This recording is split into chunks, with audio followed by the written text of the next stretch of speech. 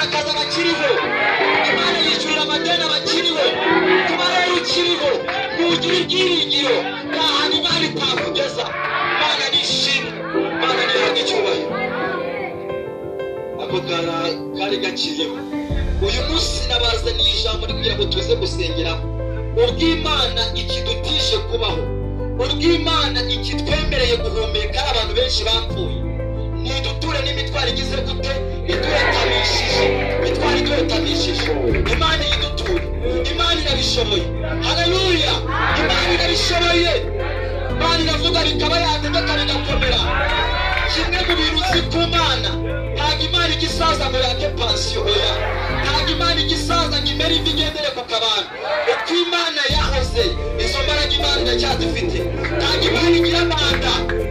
Abaperezida bajya bagira manda igihe kikagera zikarangira, ariko Imana ntabwo igira manda. Yahozeho, iriho kandi izanahoraho.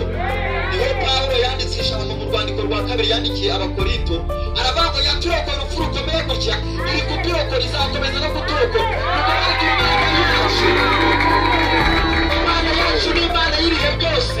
Iyabanaga n'abakera mu gihe cyashize, n'ubu iracyariyo kandi izanahoraho, izakomeza kubana natwe. Yagiye ifata imitwaro yari iremereye abakera ikayibakuraho, imbaraga iracyazifite. Ntabwo dushobora kugira ubwoba yuko manda y'Imana ishobora kurangira ikaba ibyo yavuganye natwe itabisoje. Oya, Imana yacu ihoraho. Nta gace ko guhindukana bakagaragara ku Mana. Pawulo yaravuze ngo Yesu Kristo uko yari ari kera, n'uyu munsi niko ari. Arenza n'ijambo aravuga kandi niko azaho. Bivuze imbaraga Yesu yari afite kera, n'uyu munsi aracyazifite. Uburyo yajyaga arengera abakera, uburyo yahumuraga izo mbaraga aracyazifite. Nahabwe icyubahiro, nashimwe, tumwizera azatugirira neza. Rero nubwo Imana idahinduka, haleluya, nubwo Yesu adahinduka, ashobora guhindura ibintu. Kugira iki kintu mu cyumba, nubwo Imana idahinduka, nubwo imeze uko yari iri, ariko ishobora guhindura ibintu. Ntabwo Imana ihinduka, ariko ishobora guhindura ibintu.